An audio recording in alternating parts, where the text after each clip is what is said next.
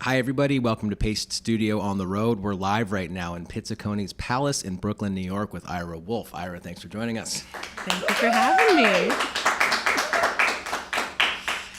All right. It's been great listening to you play for the last hour or so, and we're about to share your music with our audience right now. There's 3 songs coming up, including 2 from the forthcoming record. It'll be out at some point early 2023 is the target right now, and we'll stay tuned for details as they develop. But what do you feel like playing first today?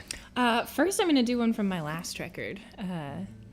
That album is called The Closest Thing to Home, and this is a song called Sunscreen.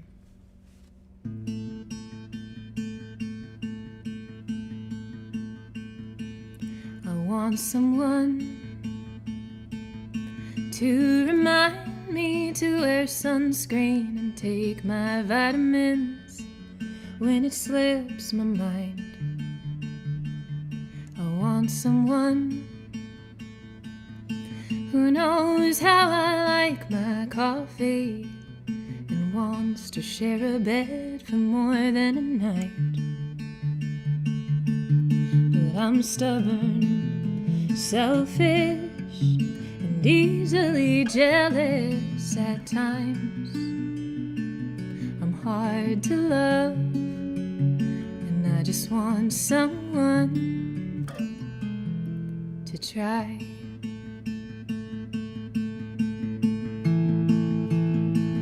I want someone who knows that I'm not made for mornings and doesn't scold me for smoking when I drink. I want someone who listens when they've heard the story and gives me enough space to breathe. 'Cause I'm stubborn, selfish, and easily jealous at times. I'm hard to love, and I just want someone to try. To try.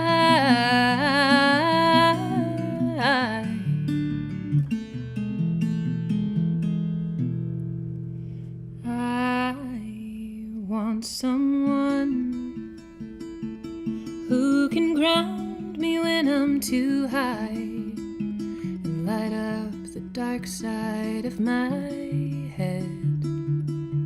I want someone to share my coffee, my sunscreen, my mornings, my stories, and my bed. Someone stubborn, selfish, and easily jealous would be fine. I won't mind if they're hard to love. I just want someone to try.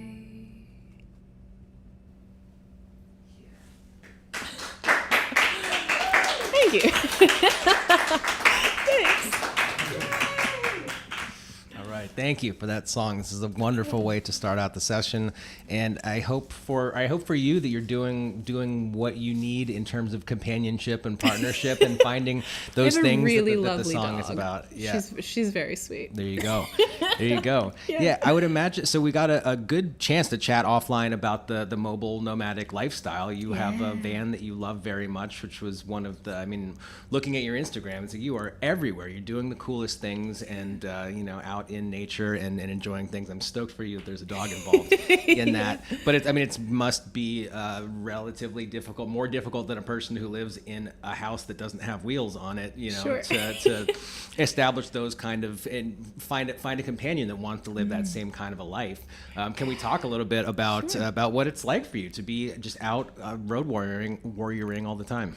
Yeah, it's definitely a quote unquote alternative lifestyle. I got into van life about 7 years ago, and lived full time in the van for about 4 years, and then I bought a house in Nashville, and so I've been kind of back and forth since then. And it's definitely a quote unquote alternative lifestyle. I got into van life about 7 years ago, and lived full time in the van for about 4 years, and then I bought a house in Nashville, and so I've been kind of back and forth since then. And it's definitely a quote unquote alternative lifestyle. there's, the high highs of it and the low lows of it. I love the ability to travel. I've seen some really incredible places because of the van, and I think it's a really special way to get to really experience things when you live wherever you are. That's home for the night. So that's really incredible, but also living in a 30-plus-year-old van means frequent breakdowns and a lot of frustration and learning how to become your own mechanic. And it can be really lonely when you're traveling alone. Like I said, I have my dog, and that is really great, but finding a community when you are a nomad can be kind of tricky sometimes. Yeah. I'm really glad that was what you just said, because that was going to be my next question. Do you find that there is a community, you run into the same people, or choose to travel to the next destination with people and have road homies that kind of look out for each other and hang out and enjoy each other's company? Yeah, I do have a lot of van friends, or a lot of like road friends, thankfully. But I tend to travel a lot more quickly than most of my community. A lot of van lifers kind of post up wherever they are for weeks or even months at a time. And because I'm playing shows, I'm really in one place for maybe a couple nights at most. So I am able to kind of tap into those communities, and I do make that a priority when I'm traveling to try and find my people. But oftentimes it's very short-lived. So a lot of my best friends I will see maybe once or twice a year, and that's kind of just what our relationship is. You pick up where you left off, and that's great. But yeah, it's definitely different than being somewhere all the time and having your people around you every day. I feel, dude, seeing best friends once or twice a year, I think you're doing better than most people seeing their best friends. Really? I mean, yeah, I haven't seen my best friend in 2 years at least, because we're bouncing around and not we live in houses, and our lifestyles are not all that similar. We're traveling around, going to music festivals, and kind of my lifestyle since pandemic has become a little bit more similar to yours, where we're on tour taking all this stuff to various festivals in various cities. Sure.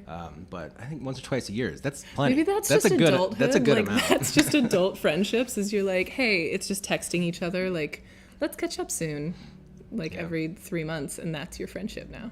Yeah. I think we are programmed to a certain extent to shed friends after 29. Sure. Because you got stuff to do. Yeah, totally. Do you feel like did Nomadland get it right? Is it really keyed into what it is like for you? It's a really beautiful depiction, and I thought a very genuine and real example of what van life can be and what the community can be like. I didn't really get into van life, #van life, because of the movement of it. It was kind of just out of necessity for me. I didn't even know that this was a movement that was happening, but I was touring so much, and I was living out of a Buick, and which is way less cool. And I stumbled onto this group, this company in California called Go Westy, and they had these really cool vans, and I was like, hey, it'd be fun to travel in that for a little bit. And so it kind of just snowballed from there and turned into my lifestyle. And once it took off on Instagram, it really changed the game. I think people see van life as this beautiful, easy, butterflies and rainbows lifestyle. Sun-soaked flower crowns all the time. Yeah. Because that's kind of what people share, you want to share your highlights. And a lot of times it is really beautiful, and you're camping somewhere magnificent and you have this freedom. But then other days you're it's raining and you're stuck inside your van with your dog, or you're sick, or you're lonely, or your van is broken down and you have no service, or there's just a lot that goes into van life that I think people don't see. And I think Nomadland kind of brought that out and pointed out that it's a lot more raw. It's a lot more real than just pretty people traveling in these bougie, beautiful vans. You know? Yeah. Well, I'm glad that it's working for you. I'm glad you've got a place in Nashville also. So if you make the choice to be more planted, you have that option. But that's cool. I think you are been a really right. helpful balance. Like having the ability to go home and spread out and like relax and know that I have a place to sleep and don't have to worry about like somebody knocking on my window and telling me to move. That's really nice. Yeah. Yep. Well, unless, some parts of East Nashville, you still do have to worry about that Totally. exact same thing. Well, thank you for coming here and playing. There's still 2 more songs coming up. What do you want to do second today? I'm going to do one from the upcoming record. This is going to be the first single. Actually, no, I'm going to do a different one. I'm going to do, this is not the first single. I'll save that one for last. This is a song called Monster.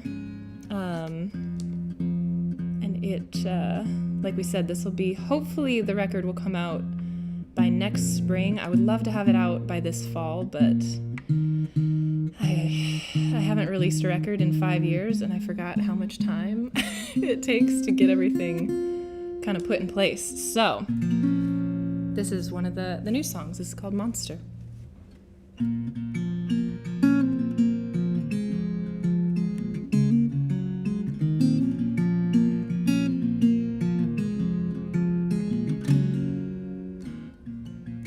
I wish you were the person your mother thinks you are,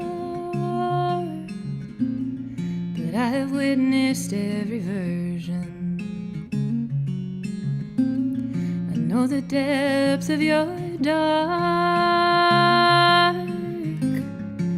and you are not a monster.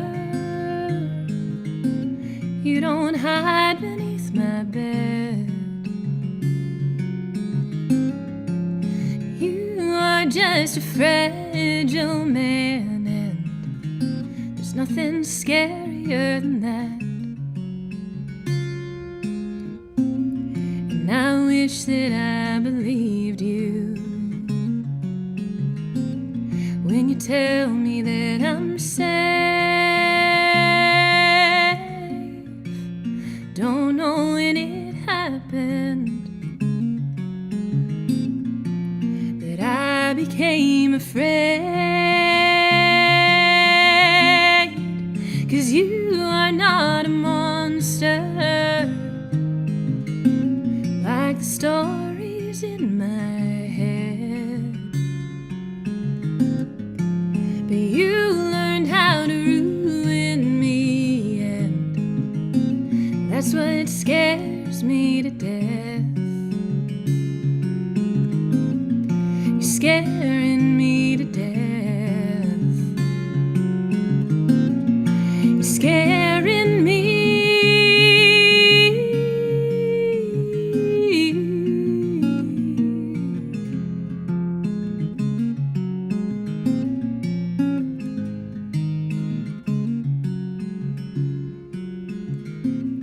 And I wish you were the person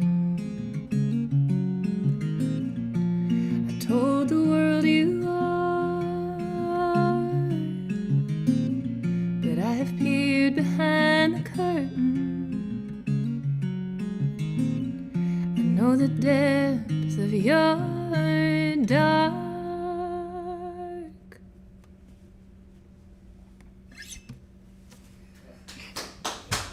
Thank you.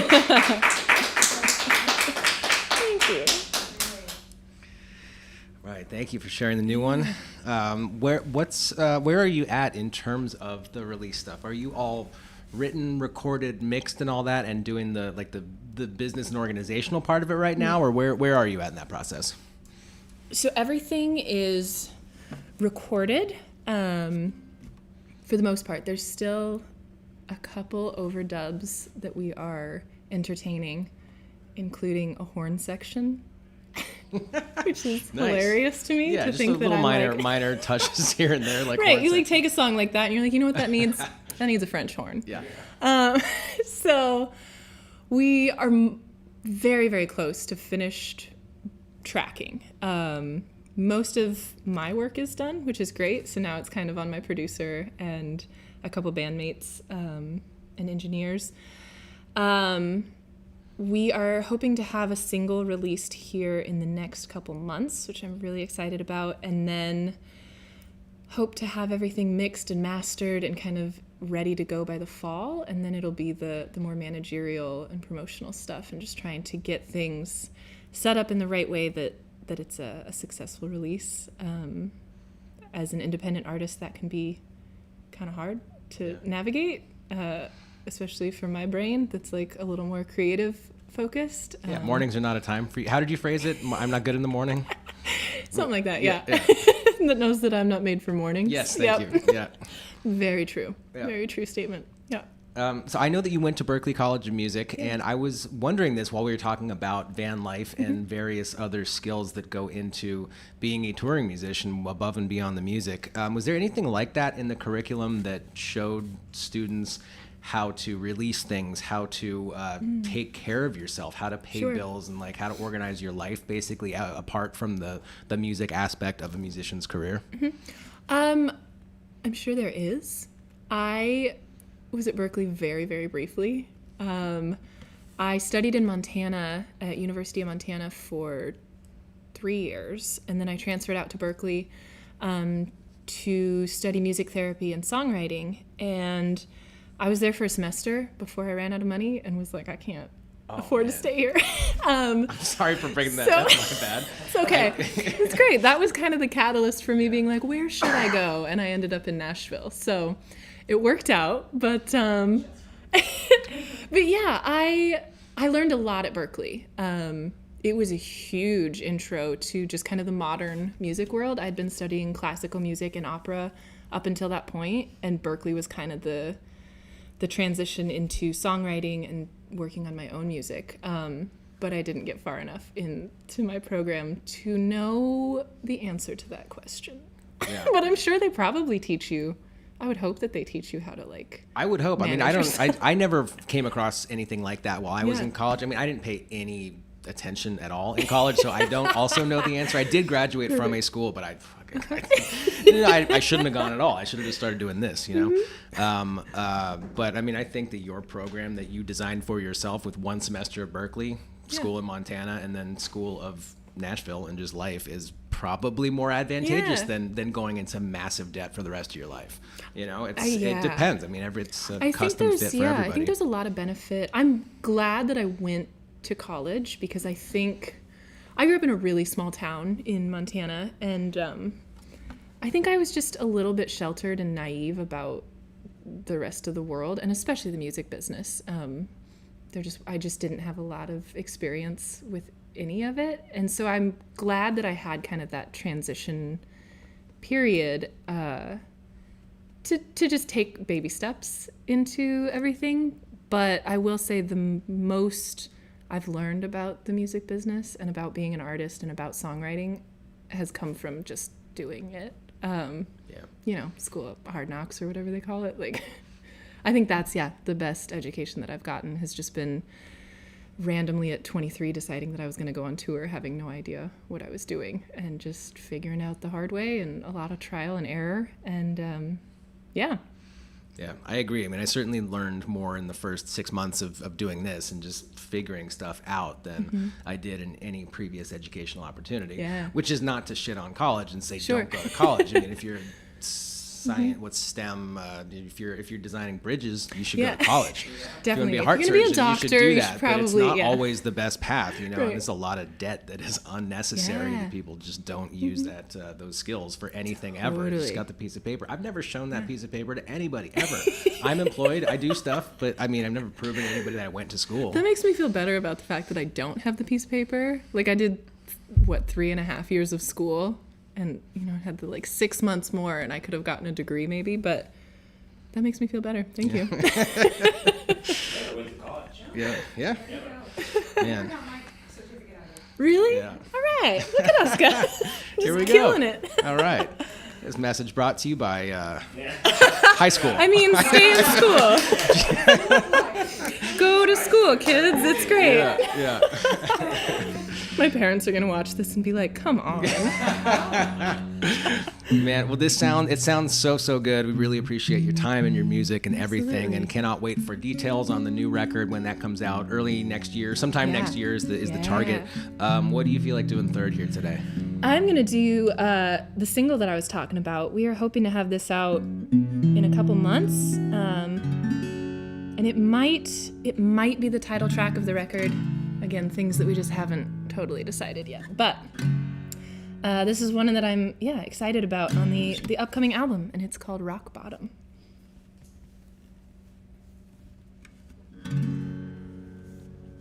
If this is rock bottom, at least I have a place to rest.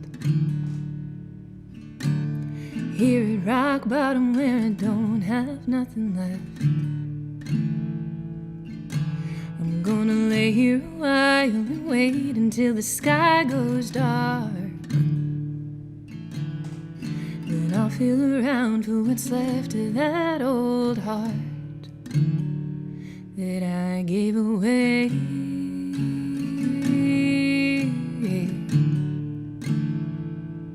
I gave it away.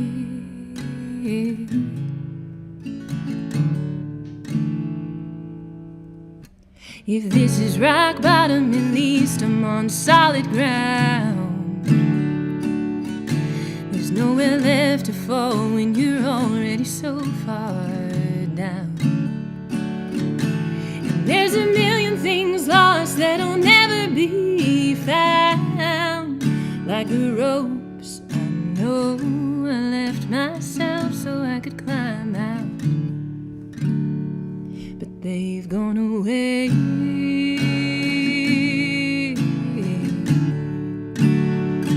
Why'd you take them away?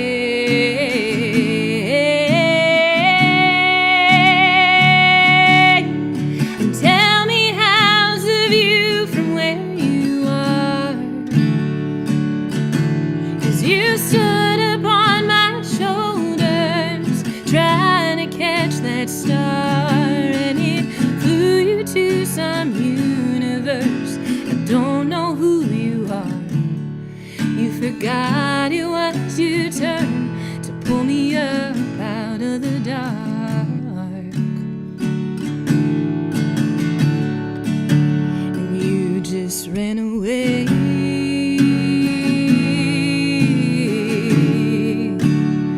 I'm glad you got away.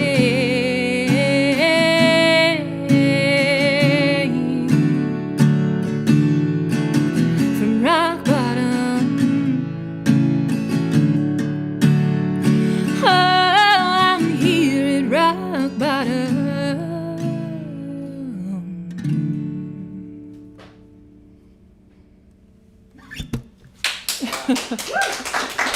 Thank you.